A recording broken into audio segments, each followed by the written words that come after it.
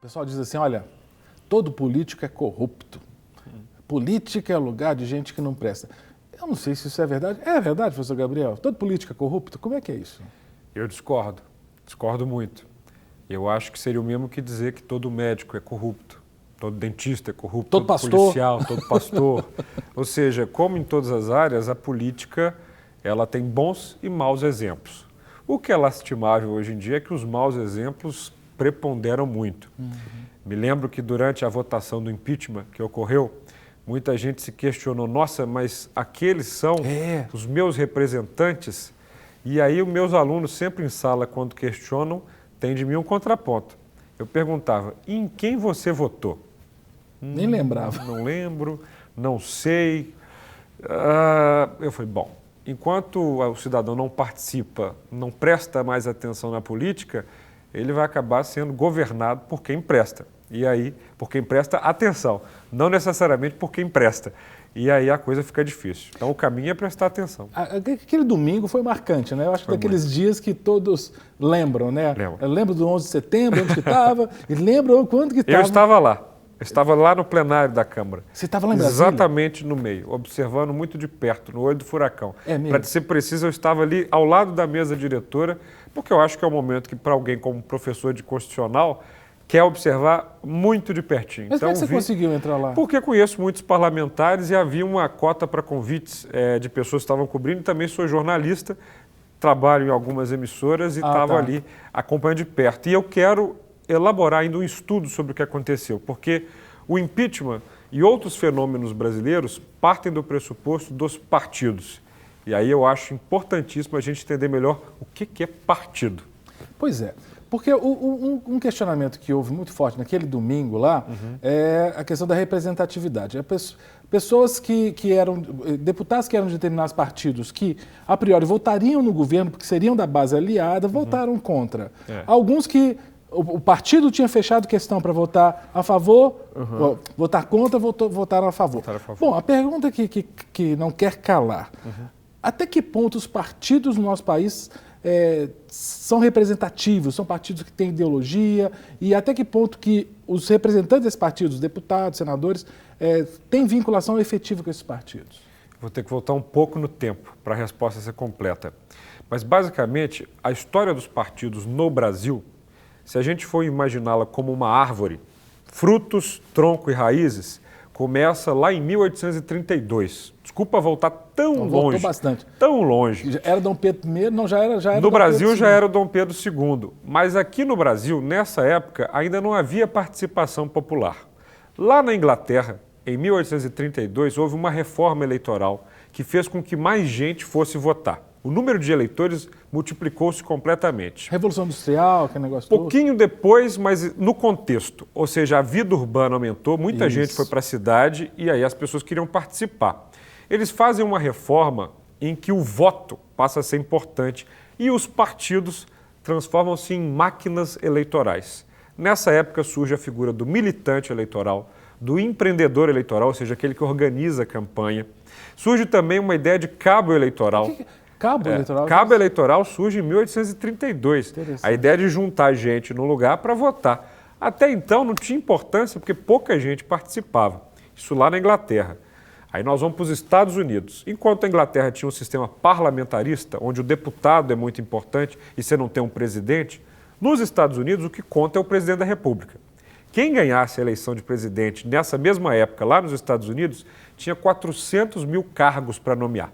Uau! 400 mil cargos. É poder, hein? É muito poder. E nós estamos falando, ao contrário de uma ilha, que é a Inglaterra, de um país continental. Caríssimo fazer uma campanha ali. Surge uma figura que você conhece muito bem.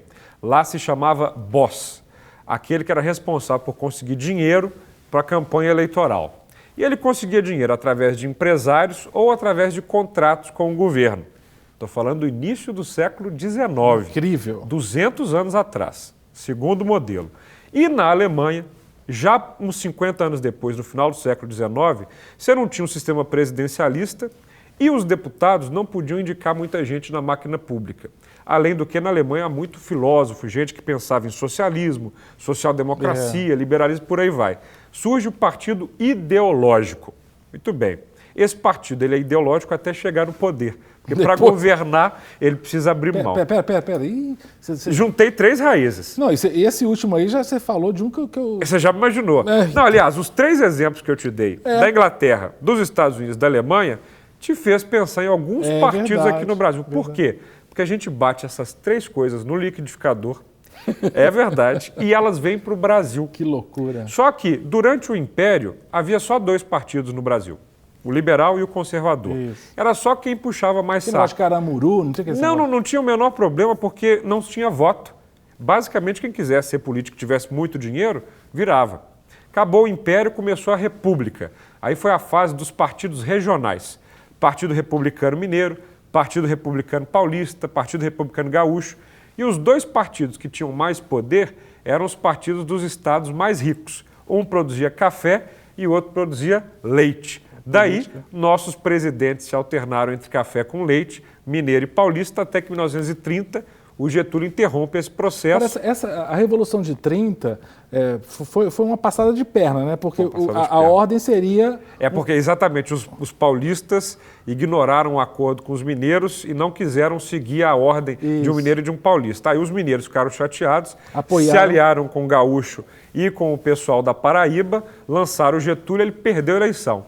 Não aceitou o resultado, amarrou os cavalos no rio e tomou o poder, depondo Washington Luiz e o seu candidato Júlio Prestes. Agora, você desculpa, se precisar... Ô, diretor, se precisar, faz 3 programas aqui. Agora eu vou aproveitar tá gostando, né? Tem que aproveitar. Porque a gente tem Revolução Constitucionalista em 32. Isso.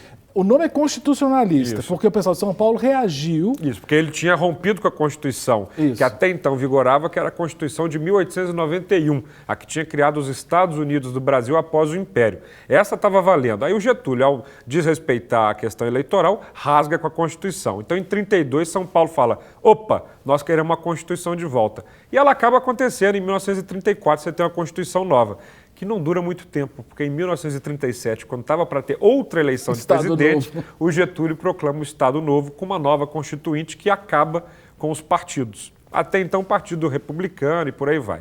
Note você que de 1808, com a chegada da família real, até 1946, quando o Getúlio é deposto e vem uma nova Constituição, nós não temos um sistema sólido de partidos no Brasil.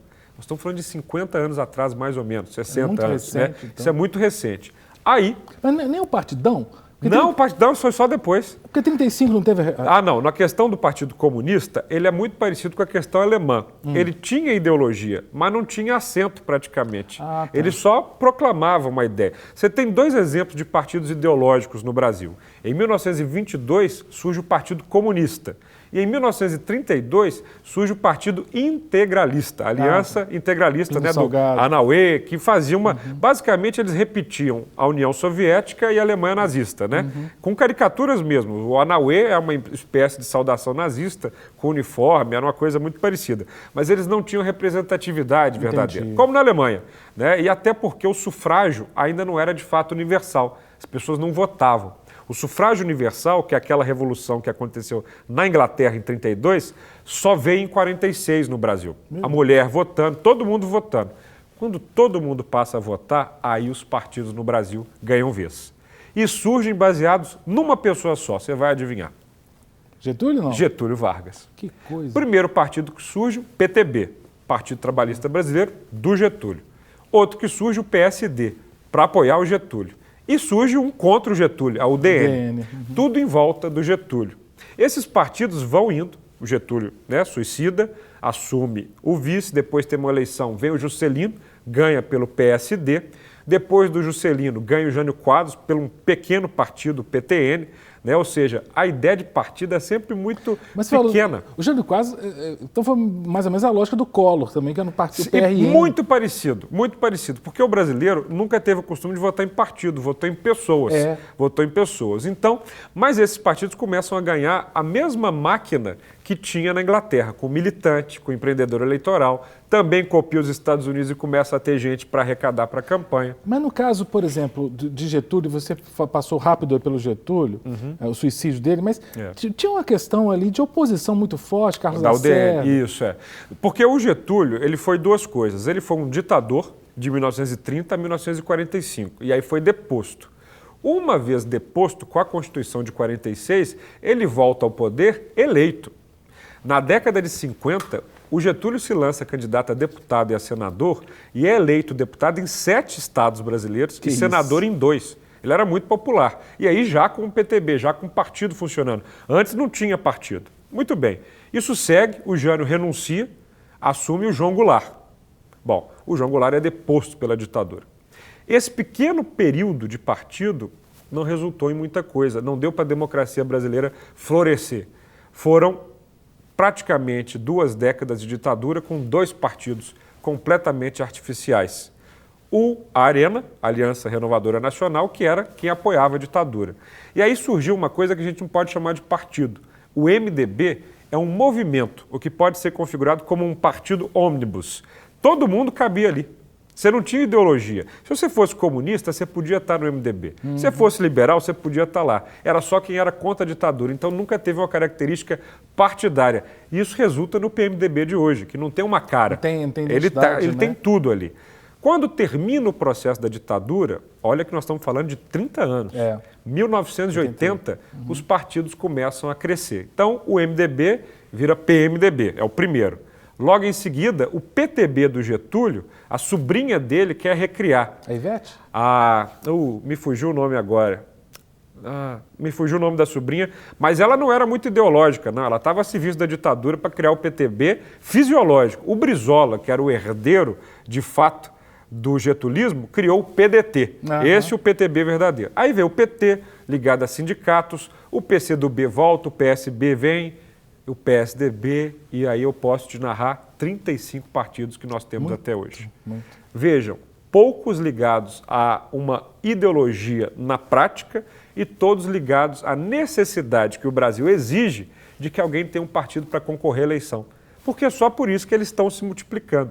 Ou seja, você tem vários partidos e um sistema proporcional muito difícil de obter quociente eleitoral que motiva as pessoas a buscarem o partido pelo que é mais fácil ou por aquele que está no poder para você ter uma vantagem. O que eu estou querendo deixar muito claro é que a tecnologia que a gente usa na beira de 2016 surgiu em 1832. Nós estamos completamente atrasados. E certa vez eu comecei a me perguntar, será que é possível fazer política sem partido? Será que tem algum lugar no mundo onde não é necessário partido para ser candidato? Eu descobri que 93% dos países não exigem o partido para que você seja candidato. Sério? Seríssimo. Estados Unidos, você está lá, democrata, republicano? Então... São partidos enormes, mas o candidato Bernie Sanders, por exemplo, que quer disputar pelo Partido Democrata, foi eleito senador sem ter um partido. Pode? Pode.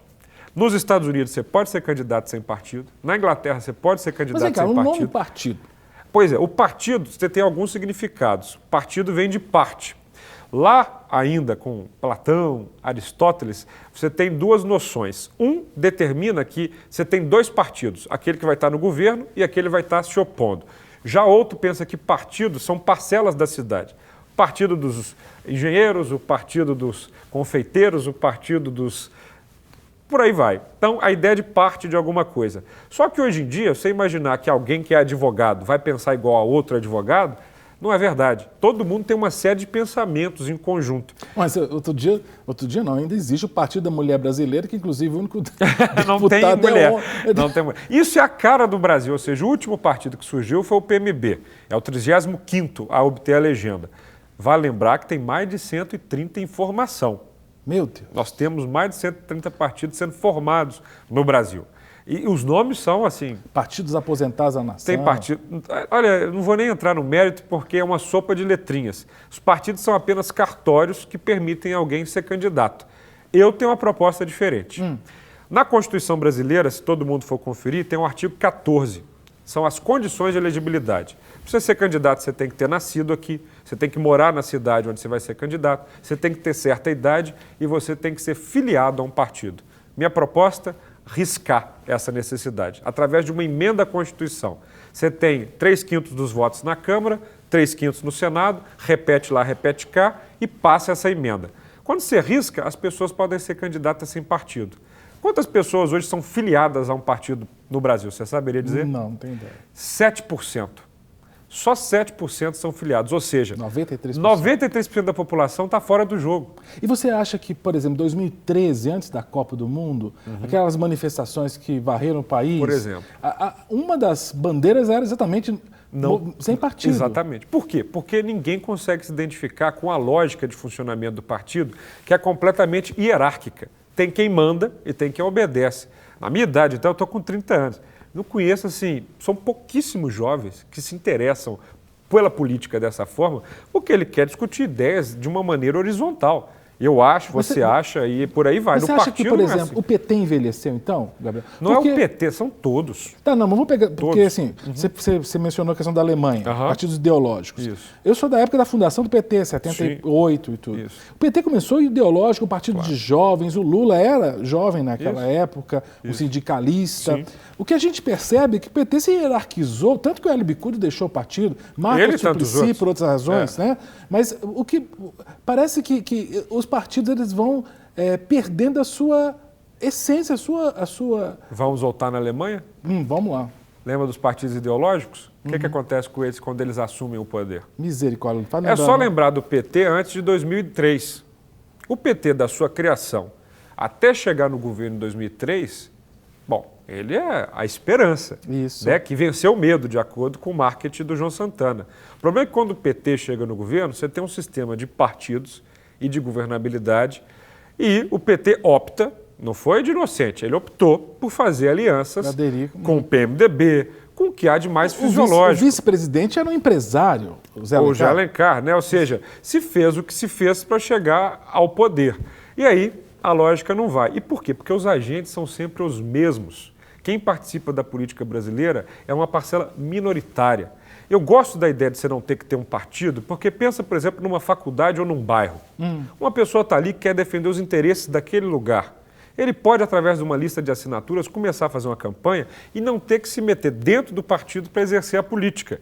Não é que eu seja contrário ao partido. Eu acho que ele pode continuar existindo. Quem quiser optar por ser candidato por um partido pode ser, mas eu quero e defendo essa ideia de quem não quer ser candidato por um partido, seja candidato independente. Acho que essa pode ser uma das maneiras claríssimas de renovar a política brasileira. Porque hoje, para entrar num partido, você vai encontrar um lugar com um dono.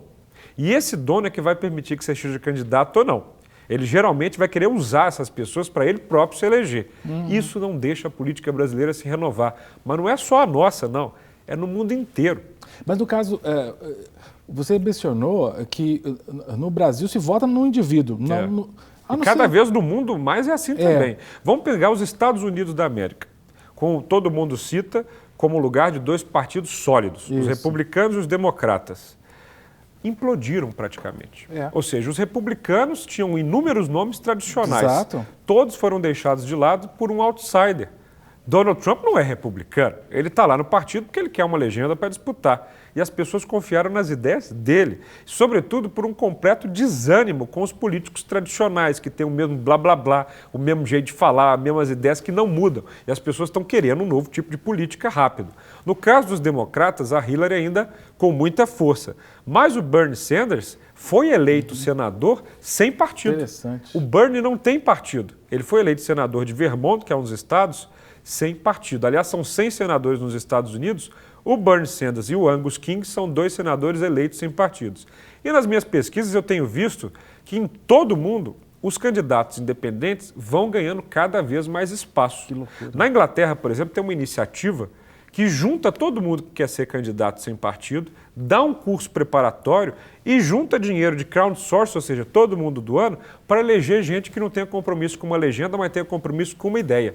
Porque as ideias, essas sim vieram para ficar. Os movimentos, esses vieram para ficar. Não digo movimento nesse sentido aparelhado de movimento social, mas coisas mais fluidas, redes de atuação. Você citou 2013, quem colocou aquelas pessoas todas na rua? Não foi um partido. Foi a ideia da sociedade organizada e através de uma ferramenta que está mudando tudo. Internet. A internet, ela é o grande remédio contra partido, porque o partido antes era o único lugar que todo mundo podia se encontrar para falar de política. Hoje você fala de política no Twitter, no Facebook, no Instagram, no Periscope, no Snap. Tudo isso vai conectando as pessoas de um jeito que não cabe mais dentro de uma legenda. E aí as coisas têm que mudar. Você mencionou a Alemanha, final do século XIX, você falou assim, você viu no que deu. Eu estava pensando na Alemanha aqui e você vai entender por que eu estou puxando o exemplo da Alemanha para a nossa realidade. A Alemanha, com os seus partidos ideológicos, ela demorou, porque a unificação foi só em 1870, por isso demorou um pouco com Bismarck.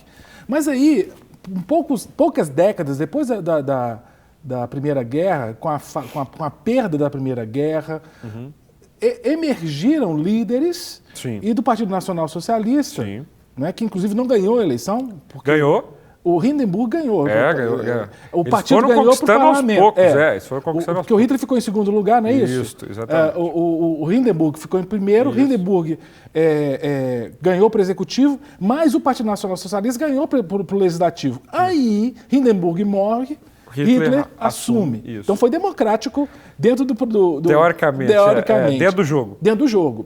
E aí a gente sabe quem é Adolf Hitler, ninguém precisa explicar para ninguém. Né? Que tinha um partido fortíssimo. Tinha um partido fortíssimo. Ele cria um partido. Aliás, o partido pode ser identificado em vários momentos da história como uma ferramenta enorme de autocracia. Isso. Autocracia. E aí que eu queria então puxar para a nossa experiência.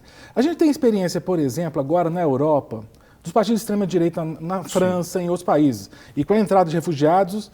Ganhando força. A Áustria ganhou recentemente, outros países que estão aumentando. A prefeita de Paris é de extrema-direita, a Le Pen, né? O Le Pen. Não, a Hidalgo não é, mas uma eterna candidata lá em Paris, a Le Pen, é de um partido de extrema-direita. Filha do Jean-Marie, né? Isso, do Jean-Marie Le Pen. Agora, a gente tem Venezuela, por exemplo, né? De extrema... É um caso... Geralmente, pessoas autocratas... Autocrata é sempre bom explicar. Autocracia é o contrário de democracia. A democracia quer que o poder seja de vários. A autocracia quer que o poder seja ou de poucos ou de um só. Eles, curiosamente, sempre tentam um caminho de criar um partido único. Se você vai a Cuba, não tem mais que um partido, é um só. Né? Se você vai à China, é um partido só. A Venezuela, qualquer outro partido quer ser calado pelo presidente. Porque eles não concebem um Estado, uma república que é de todas as pessoas e elas determinam o seu rumo. Sejam independentes, sociais liberais, comunistas, ou seja, cabe tudo numa república, porque isso é democracia. No caso de quem gosta de um partido, aí eles gostam realmente de fazer com que todo mundo pertença a esse partido. Hoje, quem critica muito esta minha ideia, diz que não há como fazer democracia sem partido. Eu penso, mas como não? Porque ela já era feita. E nós não estamos dizendo por partidos deixarem de existir. Só que uma vez que eles não são condição para alguém ser candidato, eles vão ter que agregar um valor. Ou seja, olha, você faz parte desse partido aqui, então você defende essa ideia, você tem esse compromisso ético, o partido passa a ser um selo de qualidade. Aí todo mundo quer fazer parte do partido. Mas hoje não. Hoje as pessoas têm que ficar nesse sinuca de bico para escolher um partido para ser candidato, porque são todos muito parecidos. Mas essa tese que eu acho interessante, ela não abre a possibilidade de aparecer um maluco aí e tal? Eu tenho uma boa resposta para isso. O partido impede? É verdade. Porque... Só que aí vai ter que negociação com dentro do partido, né? Não, mas veja bem a questão. Quando a gente fala de candidatura independente, a gente não está falando que todos podem ser candidatos. Você tem que criar um portal, você tem que criar um filtro. Certo. Geralmente são listas de assinatura. Ou seja, para uma pessoa ser candidata a vereador numa cidade, ele tem que ter um mínimo. A prefeito um pouco mais. Não é todo mundo que quer sair que pode. Você tem que criar uma barreira para que não tenha aventureiros, assim digamos. E aí vai ficar ainda mais difícil, porque no partido, o que mais se estimula é um aventureiro. Para o partido é muito positivo jogar aquela pessoa que tem muitos votos, porque ela é garantia de poder, de cargos, de dinheiro. Hoje, no Brasil, o partido não é filtro de aventureiro, não. E eu não vou aqui dar nomes, porque o nosso telespectador tem uma lista mental de pessoas que são aventureiras, que nunca participaram de política e que estão aí se embrenhando com o incentivo dos partidos. Todos os partidos gostam de ter aquele candidato que é famoso, que é estrela, porque ele traz votos. Ou seja, pelo contrário, hoje no Brasil, o sistema partidário é que estimula a presença dos aventureiros. Quem é sério, quem está compromissado com política decente, esse não quer, porque sabe como funciona a bandalheira. Recentemente, o Bolsonaro se vinculou ao PSC, se não estou enganado. Perfeito. Né? E existe aí uma onda muito forte, Bolsonaro presidente, né? Uma coisa mais de direita. Sim. Você entende que a possibilidade de eleição de alguém como Bolsonaro é maior com partido ou sem partido? É o que eu sempre digo, o partido no Brasil, o PT é uma exceção. O PT conseguiu criar um status de um partido que conta e nos últimos anos foi um agente fundamental. Tanto que até essa questão do impeachment divide muito bem o Brasil, não em mortadelas e coxinhas, como gostam de dizer, mas entre petistas e antipetistas. Ao PT é muito cômodo de dizer que quem não é petista é tucano, mas isso não é verdade. O PSDB ele não conseguiu extrair desse movimento todo um militante tucano. Pelo contrário, o PSDB se prejudicou muito também nessa crise. Eu lembro que na manifestação, não lembro se foi em 13 de março, na Paulista... Os líderes do PSDB não foram tão bem recebidos. Não, foram muito mal recebidos. Por quê? Porque não há uma identificação com um partido que não assume posições, que não é muito claro nas suas opiniões. Isso a sociedade rejeita. Sua pergunta, para o Bolsonaro é mais fácil com partido ou sem partido? Uma eleição precisa de estrutura, né? Claro que alguém pode ter muita projeção e na era da internet o conteúdo vai muito longe. Isso. Mas nós estamos falando de um Brasil continental, com 200 milhões de habitantes, e o partido ainda tem seu papel aqui, nas estruturas locais, Isso. cada vez menor. Cada vez menor. Alguém como Bolsonaro pode ter uma projeção, sim, mas eu não diria nem pelo partido ou pela ausência do partido. O que mais projeta o Bolsonaro e qualquer outra figura que seja antissistema ou que represente, de certa forma, uma novidade, eu não acho que ele representa uma novidade, eu acho que o Bolsonaro é um personagem muito bem calculado. Ele, propriamente dito, se você conversa com ele fora da Câmara, é uma coisa, ou seja, quando ele está sendo gravado, ele começa e desfila aquelas coisas. Quase um papel. Acho aquilo, porque aí ele vai se distinguindo dos políticos atuais. Mas no dia a dia, ele é, vamos dizer assim, normal, né? Alguém que conversa de outras formas. Então ele gosta de aparecer. Eu digo que o Bolsonaro e o Jean Willis são o mesmo lado de uma moeda. São pessoas que sabem usar muito bem o sistema proporcional e querem aparecer para ter os votos. E que navegam muito bem numa etapa da vida política nacional onde as pessoas estão cansadas das mesmices. E eles tentam se apresentar de maneira diferente, de forma estridente, e um briga com o outro o tempo inteiro, né? Porque aí vão se retroalimentando. Então não acho que para o Bolsonaro o que conta é um partido ou não partido. O que conta para ele, lamentavelmente, é o desgaste completo da classe política tradicional no Brasil, que não está sendo capaz de oferecer uma solução. Essa mudança, que permitiria candidaturas independentes, já é uma proposta de emenda à Constituição na Câmara e no Senado. Na Câmara já são quase 300 assinaturas. Com 308 votos, ela passa, ou seja, já há quase o número. No Senado já são quase 40 senadores que concordam com a ideia. Mas esses projetos ficam lá engavetados, a política não muda, e aí o cidadão, muito cansado, dá uma banana para quem está ali e quer qualquer novidade. Aí nessas horas surgem aqueles que não são exatamente uma novidade, mas parecem ser. Gabriel, quero já convidar você para voltar aqui, porque nós precisamos continuar essa conversa. Você gostou do papo? Muito bom. Alguns partidos eu queria entender, por exemplo, o PSDB. Né? Claro, eu quero entender contar. O PSDB. O PSDB ele é uma costela que sai do PMDB. Ou seja, o MDB, como eu disse, era aquilo que abrigava tudo. Quando você termina com o período ditatorial, o PMDB começa a ocupar espaço nos governos. Na campanha de 82, o PMDB ganha todas as eleições de governador. Aí vem as questões do poder. E aqueles mais teóricos das universidades, Fernando Henrique, José Serra, o Mário Covas, começam a dizer que o MDB não interessa mais, né? Querem um partido perto do povo e longe das benesses do poder. Criam o PSDB em 88, com a ideia de parlamentarismo, com a ideia da social-democracia, com muitas outras ideias que ficaram no papel. E o PSDB era um partido pequeno ali na década de 80.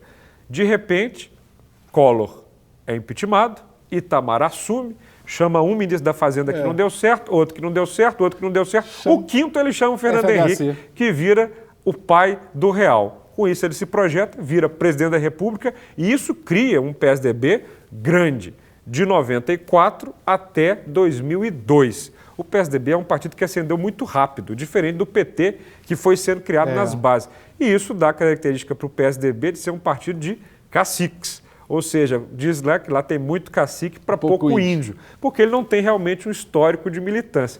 E agora ele dá uma volta, né? Porque depois que ele deixou de ser costela do PMDB, Agora, no governo, ele volta a ser costela como o principal aliado do Michel Temer, assim que ele vira presidente da República. Esse mundo dá voltas e o Brasil dá mais voltas ainda. Então pode perguntar de qualquer partido no próximo programa que a gente esclarece tudo para o nosso telespectador e para ti. Perfeito, Gabriel. Muito obrigado. Prazer enorme estar aqui.